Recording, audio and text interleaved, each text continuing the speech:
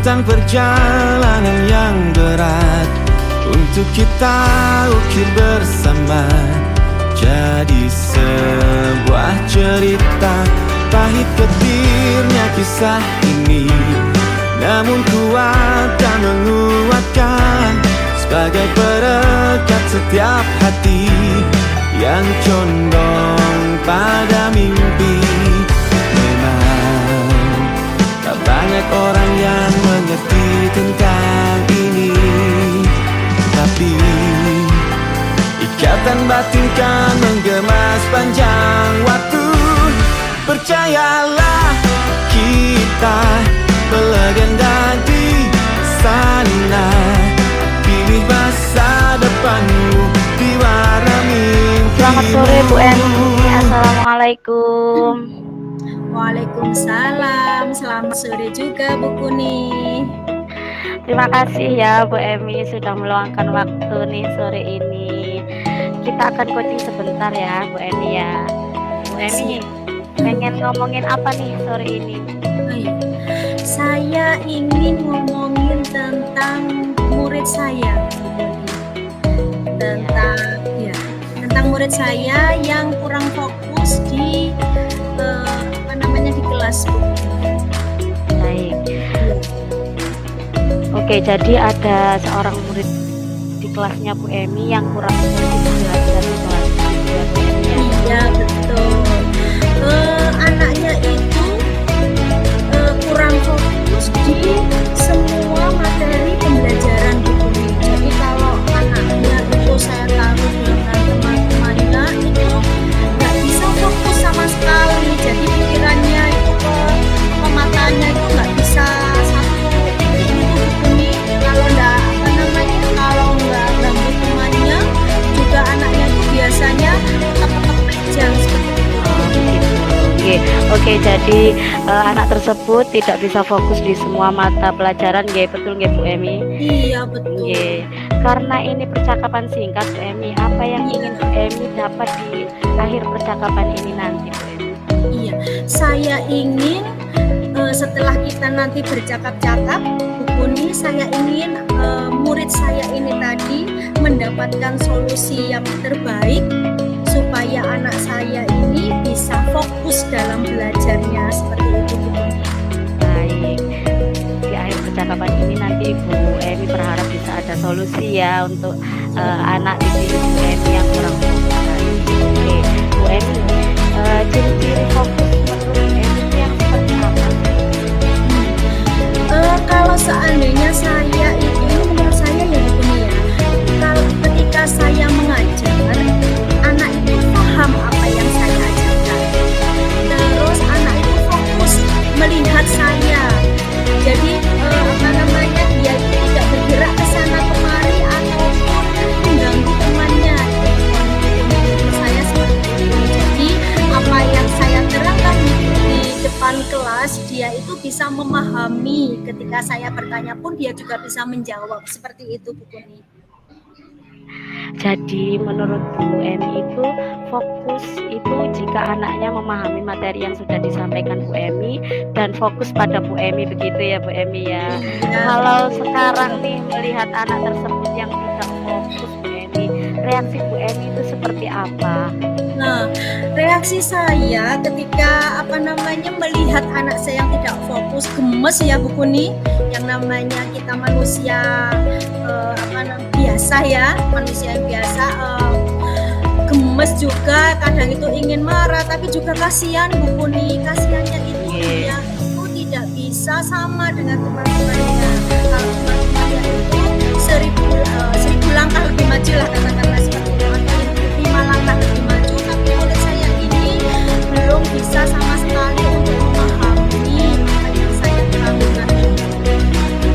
Iya, berarti karena melihat anak yang tidak fokus seperti ini jadi fokus ya.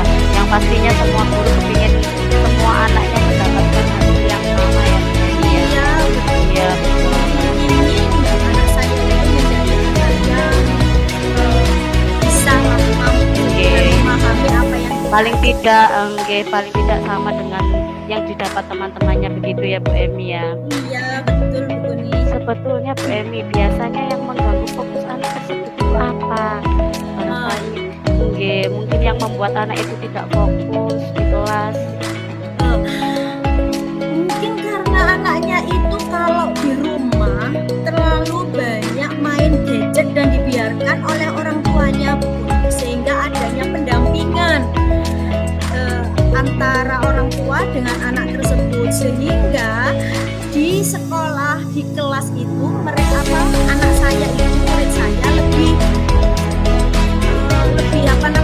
lebih gerak ke sana kemari, kurang fokus. Itu yang termasuk salah satu mempengaruhi anak tersebut. Jadi karena itu dia nggak fokus ya Bu Emi dalam belajar. Kurang adanya dukungan dari orang tuanya Di rumah, jadi kebanyakan gadget di rumah jadi membuat anak itu tidak fokus, akhirnya keliling-keliling kelas. Iya betul, keliling kelas ganggu temannya. Nggih, Bu Emi menginginkan anak ini mengikuti pembelajaran nggih. Pengennya seperti itu nggih, supaya anak-anak itu bisa memahami apa yang Bu Emi sampaikan. Nah, pembelajaran yang ideal yang menurut Bu Emi yang cocok untuk anak ini yang seperti apa? Saya itu ingin anak saya yang satu ini, yang menurut saya itu anak yang spesial ya Bu Kuni, ingin setara dengan teman-temannya.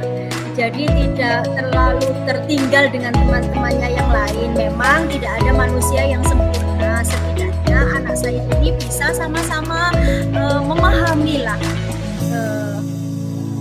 apa yang kita terangkan di kelas ini. Untuk bisa memahamkan anak itu, apa yang bisa menurut Bu Emi ya, apa yang bisa membuat anak tersebut bisa fokus kembali di dalam kelas? Yang pertama yang Bu Emi lakukan.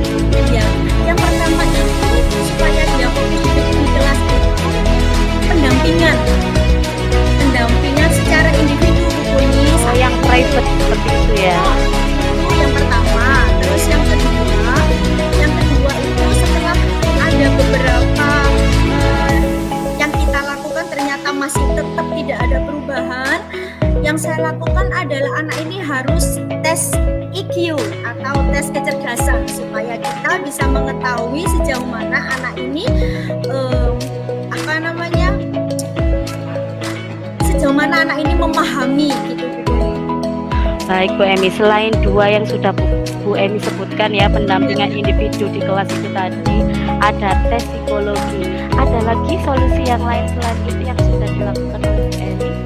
Solusi yang lain adalah saya kerjasama dengan teman sejawat saya yang ada hubungannya dengan guru bimbingan konseling atau BPK. Jadi adanya curhat dari hati ke hati lah untuk mengetahui solusi yang baik seperti apa untuk anak didik saya. Oh, jadi bisa dikatakan guru GPK itu yang membantu Bu Emi ya. Iya betul. Saya juga ingin mengetahui Bu Kuni apakah yang bermasalah itu gurunya ataukah memang anaknya. Iya, kalau seandainya yang bermasalah itu gurunya, kita kan bisa mencari model pembelajaran yang sesuai untuk anak didik saya itu. Iya, tapi kalau seandainya yang bermasalah itu adalah anak didik saya mengenai masalah kecerdasan otaknya, jadi harus ada kerjasama antara saya, guru bimbingan konseling, dengan orang tuanya. Kita sama-sama duduk bareng untuk mencari solusi yang tepat untuk anak didik saya. Baik Bu Emi, jadi yang sudah dilakukan di kelas itu adalah pendampingan ya, pendampingan individu tadi ya, yang saya tangkap seperti itu yang sudah dilakukan. Aduh, sayang sekali nih waktunya udah mau habis di titik ini nih. Apa yang sudah Bu Emi dapatkan dari percakapan kita ini? Yang sudah saya dapatkan, saya lebih plong Bu Kuni menceritakan masalah saya kepada Bu Kuni. Jadi kita bisa dengar dari hati ke hati untuk mencari solusi yang terbaik untuk anak didik saya. Oke. Dari solusi yang tadi yang sudah kita obrolkan tadi, yang sudah dilakukan adalah pendampingan individu ya, yang tentunya